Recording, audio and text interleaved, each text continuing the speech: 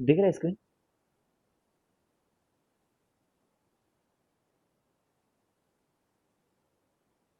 Sir. अब देखो, अब एक ना टॉपिक पढ़ने वाले हैं। इस टॉपिक के बारे में सभी लोग ध्यान से सुनो इंट्रोडक्शन को। चार्जिंग एंड डिस्चार्जिंग पढ़ने वाले हैं कैपेसिटर का। ठीक है, याद करो हमने सबसे पहले मैं बोला था कि कैपेसिटर को हम लोग दो स्टेट में स्टडी कर सकते हैं करके। एक तो जब वो चार्ज हो रहा हो, ठीक है, और जब वो कम्प्लीटली चार्ज हो चुका है, मतलब जब वो स्टडी स्टेट चार्जिंग। और एक तब जब वो कम्प्लीटली स्टडी स्टेट मतलब फुल चार्ज हो चुका है। Sushant Singh is joining the meeting. Sushant Singh कौन है भाई? सुशांत सिंह राजपूत।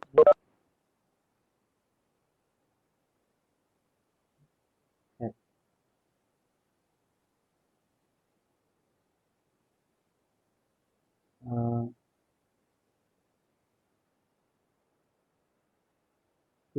स्टडी स्टेट पढ़ लिया हम लोग। इसमें क्या होता था? सर्किट ब्रेक हो चुका होता है इसमें।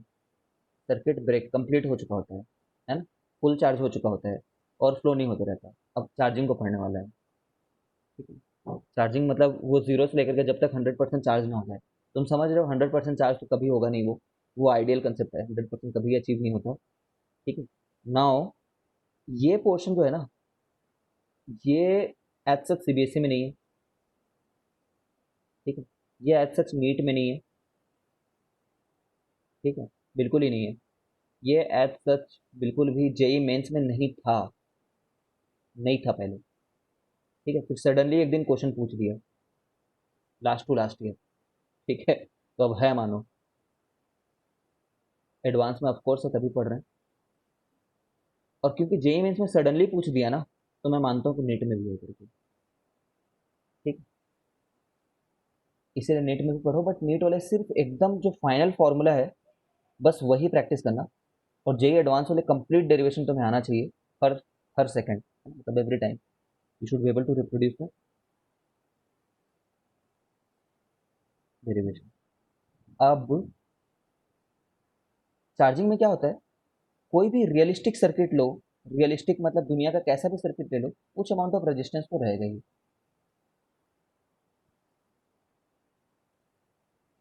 ठीक है। पहले इस रेजिस्टेंस को इसलिए नहीं लेते थे, मैंने पहले भी एक्सप्लेन किया हुआ है, इसलिए नहीं लेते थे क्योंकि जब स्टेडी स्टेट आ ही जाता था तो करंट जीरो हो जाता था। और जब करंट जीरो है तो रेजिस्टेंस के अक्रॉस वोल्टेज अगर देखें तो वो जीरो रहेगा। उसको कंसिडर करो मत करो कोई फर्क नहीं पड़ता था, बट अब फर्क पड़ेगा। ठीक है। तो बस हम लोग का ऑब्जेक्टिव क्या है? ऑब्जेक्टिव क्या है इसको पढ़ने के पीछे? चार्जिंग में कितना चार्ज हो चुका है ना? कितना चार्ज हो चुका है किसी टी सेकंड बाद। ठीक है, how much charge has been placed. ठीक है। और करंट कितना हो चुका है किसी टी सेकंड बाद। समझ रहे हो? अच्छा तुम ये बताओ, I at T equal to zero कितना रहेगा? नाइट। है? मतलब इन्फिनाइट तो अब नहीं रहेगा। इनफाइनाइट। अब नहीं रहेगा क्योंकि अब हाँ। रेजिस्टेंस है ना? अब वी बाई आर रहेगा। ठीक। अच्छा चलो, इसको वी नॉट नाम दे देता हूँ मैं। बैटरी का तो वी नॉट बाई आर रहेगा। ठीक है। और चार्ज कितना रहेगा टी इक्वल टू जीरो पे? Charge on the capacitor zero. तो चार्ज तो गया ही नहीं अभी। Similarly voltage across the capacitor कितना रहेगा? ठीक है, अक्रॉस कैपेसिटर तो याद करो, वोल्टेज अक्रॉस द कैपेसिटर हम लोग कैसे बोला करते हैं? क्यू बाई सी बोला करते हैं इसको हर बार, है ना? उस समय का क्यू कितना है। ठीक है, तो ये तो जीरो रहेगा at T equal to zero across the capacitor. ठीक है, अक्रॉस कैपेसिटर। ये से मैंने ऊपर ऊपर से बात बताई है, तो बिल्कुल ही चार्जिंग डिस्चार्जिंग की बात ही नहीं हो रही। हमारा ये ऑब्जेक्टिव है, इसको पढ़ना है हम लोग को। तो हम लोग ऐसा करते हैं, देखो हम लोग ऐसा बोलते हैं कि एट एनी टाइम टी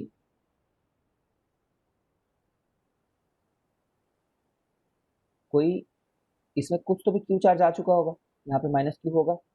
ठीक है, और इसके अक्रॉस कितना उस समय पे ड्रॉप हो रहा होगा, उस मोमेंट का ड्रॉप क्यू बाई टी हो रहा, सॉरी क्यू बाई सी हो रहा होगा। क्योंकि ये गिवन है कि इस कैपेसिटर का कैपेसिटेंस सी है, गिवन है ये। तो एट एनी टाइम टी इतना हो रहा होगा। और उस समय पे लेटेस्ट से एडिशनली हम लोग D Q by D T उस समय पे हम लोग, और क्यू तो चार्ज हो चुका है, and at time T additional D Q charge is being sent, additional charge is being sent. समझ रहे हो ना? मान लो टोटल चार्ज 10 कूलम होना है, तो 4 कूलम हो चुका है चार्ज, और कोई डी क्यू अमाउंट, बहुत ही छोटा अमाउंट भेज रहे हो। ठीक है, तो समझ रहे हो कि अगर मैं आई लिखूंगा भी तो क्या लिखूंगा? D Q by D T लिखूंगा। ठीक है,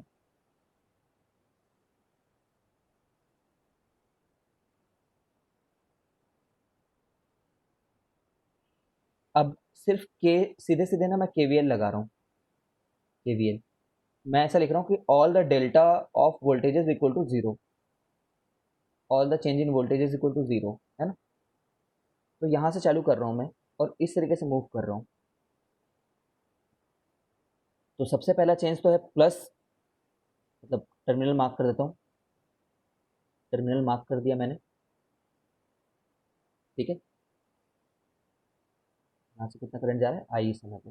तो पहले मैं प्लस की तरफ गया तो प्लस लिखा मैंने, फिर वी नॉट लिखा, फिर जाते रहा जाते रहा जाते रहा, फिर माइनस की तरफ गया मैं, तो माइनस की तरफ गया और वोल्टेज की वैल्यू लिखी मैंने क्यू बाई सी। ठीक है, फिर मैं माइनस की तरफ गया तो माइनस आई आर लिखा मैंने, और सभी चेंजेस लिख लिए मैंने, जहाँ से स्टार्ट किया था वहाँ पे पहुँच गया मैं। तो ये आ गया मेरे लिए। ठीक है, अब मैं आई को D Q by D T लिख दे रहा हूँ।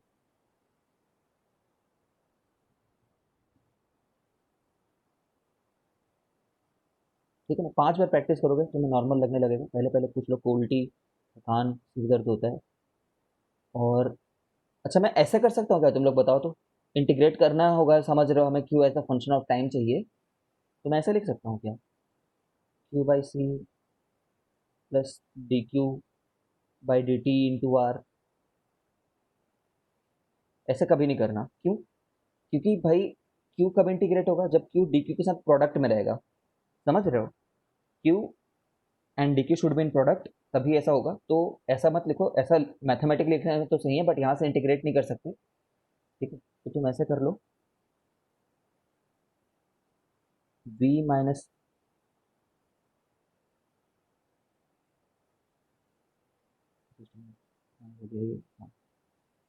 सी V naught minus Q equal to D Q are.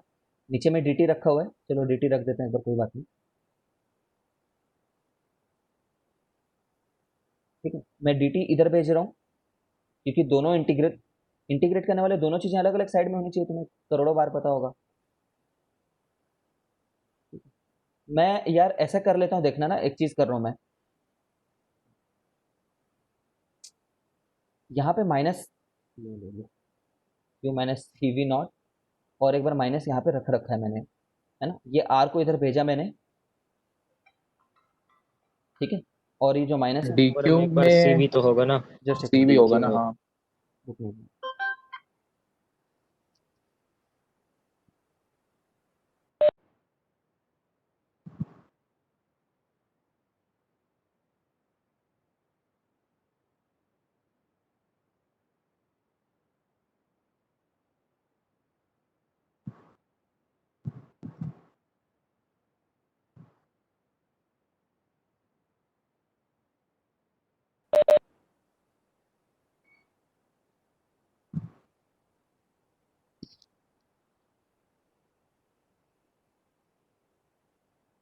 एक सी है ना नीचे में, यहाँ पे ये इधर भेज दिया मैंने उसको, तो चलेगा ना?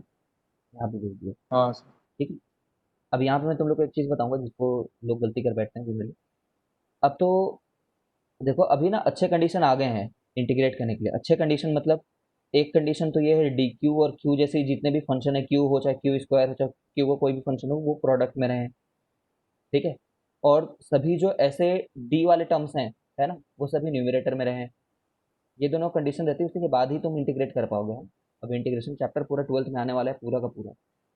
कहने का ये मतलब है, डी टी नीचे रहेगा तो इंटीग्रेट नहीं कर पाओगे। ठीक है, अब इसमें आर और सी तो कांस्टेंट है। ठीक है, अब मैं कहाँ से कहाँ तक इंटीग्रेट करूँ? समय, टाइम जीरो से जब तुमने देखना शुरू किया था से लेकर के कोई भी जनरल टाइम तक, चार्ज तब जब समय जीरो था तब चार्ज भी जीरो था, है ना, और फाइनली किसी क्यू चार्ज तक जा रहे हैं ऐसा बोल रहे हैं अपन, ठीक है। तो ये minus T by R C हो गया है, जिसमें लिमिट डालनी है हम लोग को जीरो से क्यू, और ये हो गया है L N Q minus C V, है ना, तुम्हें पता हो तो डी क्यू बाई क्यू जो रहेगा, एल एन क्यू है, इसमें लिमिट डालना है हम लोग को जीरो से, ठीक है। तो मैं इसको लिख रहा हूँ, एक बार टी डाले तो टी ही रह गया, जीरो डाले तो जीरो हो गया, तो minus T by R C हो गया। एक बार क्यू की जगह पे क्यू डाले तो इतना ही रह गया, ठीक है, माइनस एल एन, क्यू की जगह जीरो डाले तो माइनस सी वी रह गया। अब यहाँ पे लोग पूरे पागल हो जाते हैं कुछ लोग, ठीक है, वो लोग बोलते हैं सर एल एन के अंदर माइनस आ गया, बोलते रहते हैं, ठीक है, प्राण त्याग देंगे बोलते हैं। तो मैं बोलता हूँ कि इतनी बड़ी कोई बात नहीं यार, परेशान मत होइए, ठीक है, मैथमेटिकली थोड़ा जाने दो।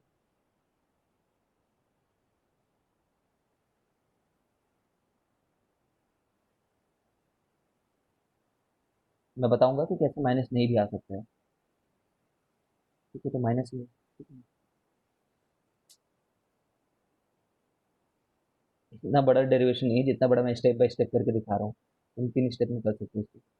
अब इसको उधर भेज रहा हूँ मैं, ई टू द पावर को, तो Q minus C V naught upon minus C V naught equal to E to the power minus T by R C, ठीक है। इस माइनस सी वी नॉट को उधर भेजा और प्लस ये माइनस सी वी नॉट को इधर भेजा, और ये माइनस सी वी नॉट को फिर भेजा, तो ट्रांसपोज किया तो प्लस हो गया वो, तो ऐसा दिख रहा होगा तुम लोग को कि पहले तो ये माइनस में गया था,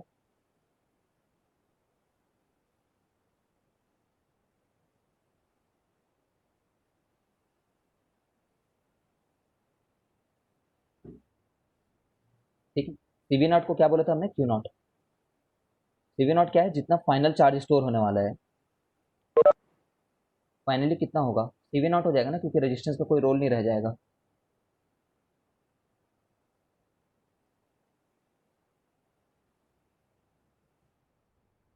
ये आ जाएगा,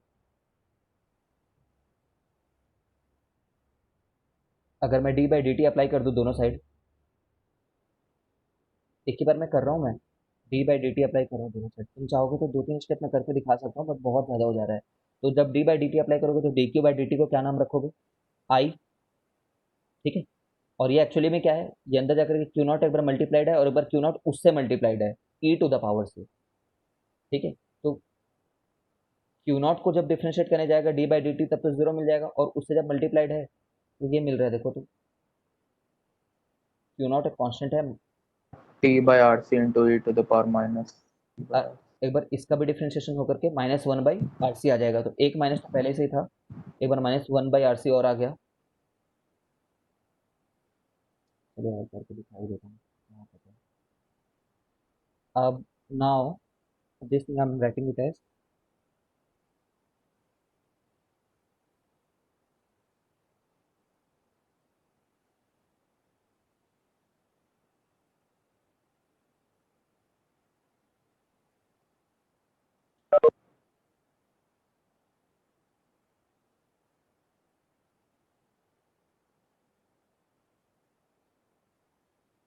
देखो आई नॉट शुरुआत में कितना करंट था,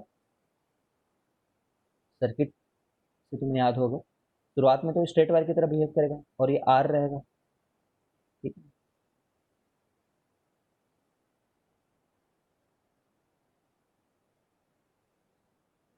तो शुरुआत में कितना करंट था, वी नॉट बाई आर।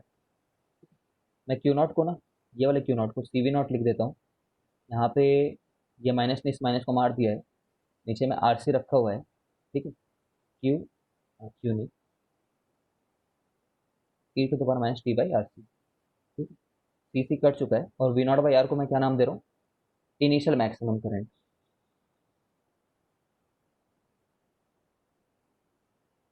ये जो मैं डिब्बे में डाल रहा हूँ यही बस नेट में याद होना चाहिए बस, तो ये याद रखो हमेशा, इनसे घबराओ मत, बहुत छोटा डेरिवेशन है, 2-3 बार बस प्रैक्टिस करो, पहले पहले हाथ पर फूल जाते हैं इन सबको देख करके, but it's not that tough. ये एक ना डीके की इक्वेशन है, इक्वेशन ऑफ डीके मैं बोलता हूँ उसको। डीके बोलना, डिस्चार्जिंग बोलना, ठीक है, या फिर डिक्रीज होना, ठीक है, क्योंकि देखो ना ई टू द पावर माइनस, देख रहे हो ना, टी जैसे जैसे बढ़ते जाएगा तो e to the power minus वाला वैल्यू तो घटते जाएगा ना, क्योंकि ई to the power minus x का ग्राफ कैसे रहता है, ऐसा रहता है। लेकिन हमें टाइम वाले एक्सिस में, नेगेटिव एक्सिस में थोड़ी जा पाओगे टाइम में, तो इसलिए इसका जो ग्राफ रहेगा ना ये ऐसा रहेगा। ये ग्राफ बहुत अच्छे से याद होने चाहिए जेई वेई में। सिर्फ ग्राफ ही पूछा था, स्ट्रेट फॉरवर्ड मालूम है, ये कुछ टफ क्वेश्चन नहीं बना था इसमें से, सीधे ग्राफ पूछा था, उसमें भी उन्होंने आंसर गलत दिया था और जिसको एक्सेप्ट नहीं किया वो लोग जेई में, मेरे स्टूडेंट का 1000 रुपये चले गए। ये आई नॉट वैल्यू है, टी को जब जीरो पुट करो तो कितना होगा, e to the power zero one हो जाएगा, तो टी इक्वल टू जीरो पे आई नॉट वैल्यू है, और इन्फाइनाइट टाइम बाद वो जीरो करंट की तरफ पहुंचेगा, ठीक है। ये इसका एक्चुअल ग्राफ हुआ, इसका इसका अगर ग्राफ बनाने के लिए बोलूं, अब तुम समझ रहे हो, ये वैल्यू लगातार घट रही है ना, this value will go on decreasing, मतलब कभी वो मान लो 0.4 थी, तो कभी वो 0.3 हो जाएगी, कभी वो 0. शुरुआत में तो 1 थी, कभी 1 थी 0.9 बनेगी, कभी 0.4 3 2 ऐसे बनते जाएगी, तो ये 1 माइनस वो कितना बनते जाएगा, 1 माइनस 1 माइनस 1 माइनस बढ़ते जाएगा ना, कभी जीरो रहेगा, कभी हाँ जीरो सर। पॉइंट वन बनेगा, कभी 0.56 बनेगा, कभी 0.7। तो ये एक इंक्रीजिंग इक्वेशन है, इतना पार्ट, जैसे खुद का चेहरा याद रखते हो ना वैसे याद रख लो, 1 minus E to the power minus, ये जो चीज़ होती है इक्वेशन ऑफ चार्जिंग होता है, ये जो पोर्शन है ये वाला पार्ट, ये पार्ट को हम इक्वेशन ऑफ चार्जिंग और इंक्रीज है ना, इंक्रीज हो रहा है ये 1 minus E to the power, क्योंकि ई टू द पावर माइनस वाला जो पार्ट है वो तो घटते जा रहा है, तो 1 माइनस कुछ चीज़ घट रही है, तो 1 माइनस जो चीज़ घटते जा रही है टोटल क्वांटिटी बढ़ते जा रही है। Now I am over explaining, लगातार बढ़ रहा है, तो इसका एक ग्राफ कैसा बनेगा, टी इक्वल टू इन्फिनिटी अगर डालो, ठीक है, अगर टी इक्वल टू इन्फिनिटी डालो, तो क्यू एक्चुअली में क्यू नॉट हो जाएगा, जान रहे हो इन्फिनिट टाइम बाद क्यू नॉट हो जाएगा, वो करके देख लेते हैं, 1 minus minus infinity by R C, ठीक है, तो क्यू नॉट 1 माइनस,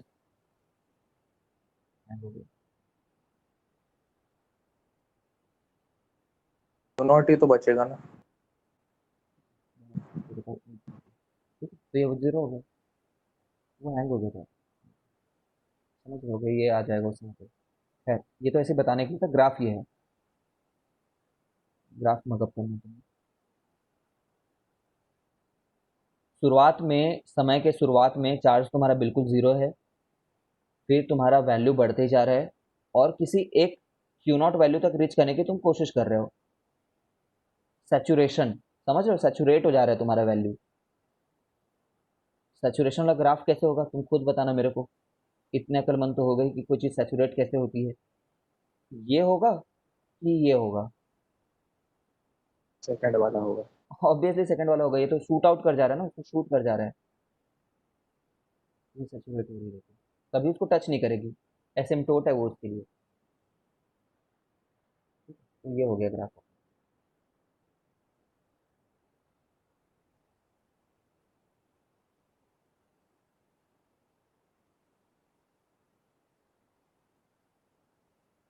ये सब जो मैंने बताया है, ये सब तुम्हें बताने की जरूरत नहीं, साइड नोट्स में लिखना, ये जो यहाँ पे जो लिख रखा है मैंने, यहाँ पे जो लिख रखा है साइड नोट है हमारे, ठीक है, ये सब जो बात, ये और ये तो ग्राफ दिखना चाहिए, ये फिर क्या रहेगा कि टी इक्वल टू 1 RC जो है ना, ये 1, ये टाउ कहलाता है, इसको डिनोट टाउ से करते हैं, इसका नाम होता है एक specific time constant, time constant नाम होता है। बाय द वे तुम ये बात समझ पा रहे हो कि आरसी जो है, इसका डायमेंशन जो है वो टाइम का ही, डायमेंशनली टाइम है ये, या फिर इसको ऐसा बोल दो, क्यों क्यों टाइम है, क्योंकि ई टू द पावर पूरा क्या रहता है हमेशा, ये हमेशा डायमेंशनलेस चीज जा सकता है ऊपर में, यूनिट्स एंड डायमेंशन से याद होगा अगर होगा तुम्हें तो, भाई E to the power X में समझ रहे हो ना, 2.718 to the Yeah. Power force, क्या मतलब होगा 2.718 टू द पावर फोर्स, ये सब कोई बात नहीं रहता, तो ऊपर भी डायमेंशन लेस रहता है और ये ओवरऑल भी डायमेंशन लेस रहता है, ठीक है। तो टी बाई आर सी को कुल मिलाकर के डायमेंशन लेस होना चाहिए, तो ऊपर में टाइम है तो नीचे में भी टाइम होना चाहिए, तो आर सी एक टाइम है, और अगर वो टाइम है तो बस उसको टाइम कांस्टेंट बोलते हैं, क्योंकि क्यों बोलते हैं बताता हूँ। आफ्टर 1 टाउ, एक टाउ के बाद में जो क्यू है, ठीक है, वो 0.67 क्यू नॉट हो जाता है, ठीक है। ये याद रखना है, फैक्ट है, याद रखना है, बस और कुछ नहीं। ठीक, कैसे हो रहा है मैं बताता हूँ। Q equal to Q naught 1 minus E to the power minus T, कितना रख रहे हो, आर सी जितना, नीचे भी आर सी है, ठीक है। तो क्यू हो जा रहा है ये Q naught 1 minus E to the power minus 1, ये कैलकुलेटर से निकालो, ठीक है। कैसे निकालेंगे, Q equal to Q naught, ये 1 माइनस 1/2.718 है, ठीक है। तो 1/1/3 है ना, ये समझ लो, ऐसा मान लो 1/3, तो 0.33 होना चाहिए था, तो 1 माइनस 0.33 कितना होता, 0.67 होता, ये 67 नहीं होगा यार, सॉरी गलत बोल रहा हूँ मैं, ये 63, 3 होगा। 63 रहेगा, इसको रटना है तो मैं एज इट इज 0.63 रहेगा ये, ठीक है। ये तो 3 मानते तब 0.67 होता है ना, 0.63, एक टाइम कांस्टेंट के बाद में 63% चार्जिंग हो गया बोलते हैं हम लोग, ये फैक्ट रटना है तुम्हें, नीट में यही फैक्ट पूछेगा तुमसे, अगर पूछेगा 63% चार्जिंग हो गया है। दो टाइम कांस्टेंट के बाद में कितना चार्जिंग होता है तुम्हें फाइंड करना है, ठीक है। कुछ नहीं, कैलकुलेटर में देखना तुम कितना वैल्यू आता है, ये तुम्हें रटना है।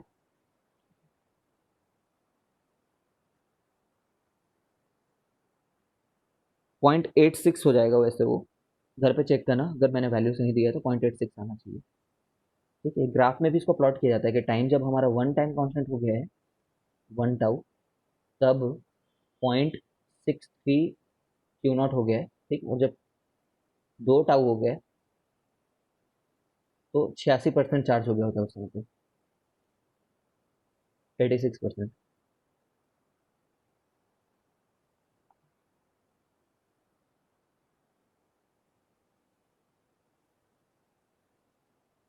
ठीक है। और आई इक्वल टू,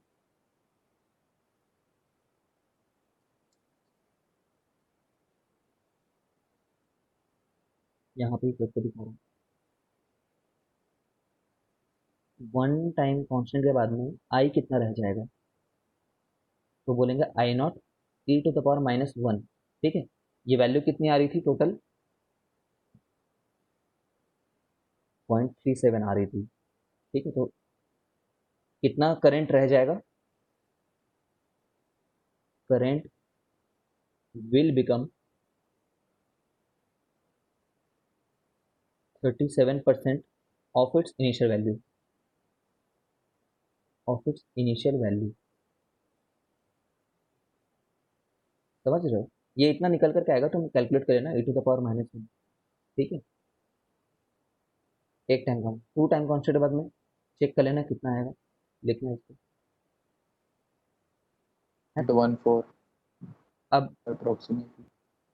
मैं इसको कैसे याद करता था अपने समय में, मैं बताता हूँ, हो सकता है तुम यूज कर लोगे। याद करने का ऐसा रहता था मेरे लिए कि जैसे करंट चार्ज के साथ क्या हो रहा है, चार्ज के साथ चार्जिंग हो रही है, तो चार्ज चार्जिंग हो रहा है तो 63% चार्ज हो गया। करंट के साथ क्या हो रहा है, करंट की वैल्यू के साथ, करंट की वैल्यू डिस्चार्ज हो रही है, ऐसा मैं बोलता था अपने समय पे खुद को, करंट की वैल्यू डिस्चार्ज हो रही है, और कितना परसेंट डिस्चार्ज हो गया है, 63% डिस्चार्ज हो गया है, 63% जा चुका है ना, तो 63% डिस्चार्ज हो गया, मतलब जो काम होते रहता है ना वो 63% हो जाता है एक टाइम कॉन्स्टेंट में, मैं ऐसा बोल रहा था, ठीक है। चार्जिंग हो रहा था 63% चार्ज होगा, डिस्चार्जिंग हो गया 63% डिस्चार्ज हो गया, ओके, दैट इज गुड। और क्वेश्चन है, find time after which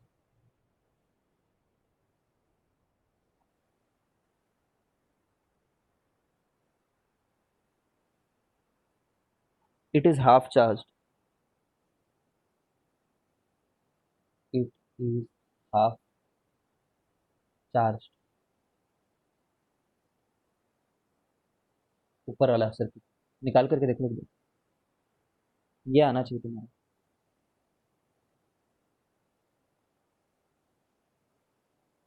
check करो।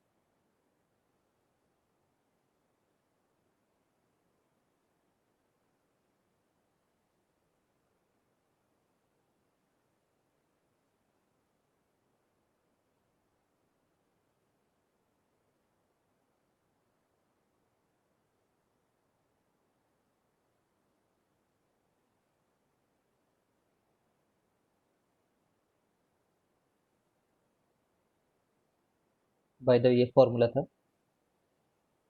अगर याद ना हो तो।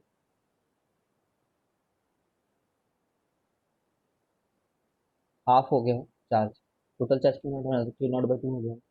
वो टाइम निकालना है देखो, ठीक है, वो टाइम निकालना है। तो इसको मैंने प्रोडक्ट में ले लिया पहले, तो अंदर भेज दिया, क्यू नॉट को अंदर भेज दिया, तो तुम देख लो मल्टीप्लाई कैसे होता है। ठीक है, फिर ये इसको उस साइड भेज दिया, इसको कंप्लीटली इस साइड भेज दिया। ठीक, पहले बात तो क्यू नॉट को ही हटा दिया हर जगह से। ठीक है, फिर e to the power minus T by R C को इधर भेज दिया, और ये वन रह गया था ना यहाँ पे, one minus one by two कर दिया, तो कितना आ जाता है, हाफ आ जाता है। ठीक है, अब यहाँ पे क्या कर लो, एक बार एल एन ले लो,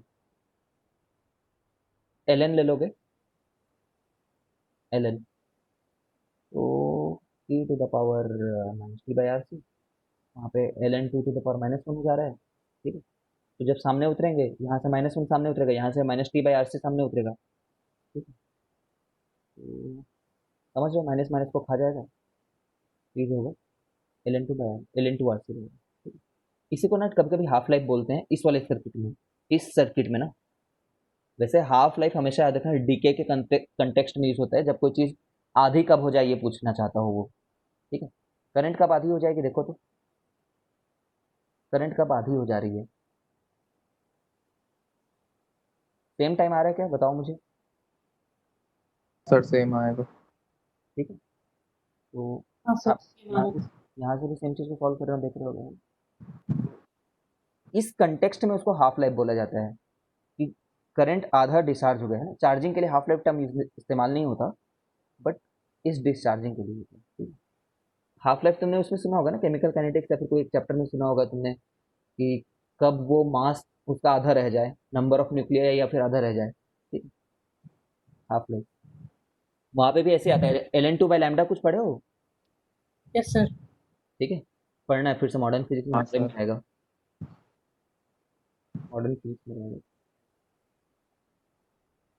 ओके, आज इतना ही करते हैं। नेक्स्ट क्लास पूरे कैपेसिटेंस की आखिरी क्लास रहेगी। ठीक है, we are well comfortable with in our time schedule, क्योंकि जो नेक्स्ट चैप्टर है ना, वो रहेगा हमारा मैग्नेटिज्म का।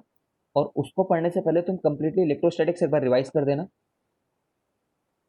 क्योंकि अगले चैप्टर में बस ये बोलूंगा, ये देखो ये इलेक्ट्रोस्टैटिक्स जैसा है, ये इलेक्ट्रोस्टैटिक्स जैसा, कंप्लीटली भगा दूंगा मैं। तब अगर तुम्हें समझ में नहीं आ रहा होगा तो मेरे पास रोते हुए मत आना, क्योंकि कंप्लीटली इलेक्ट्रोस्टैटिक्स जैसा ही रहेगा सारे फॉर्मूले।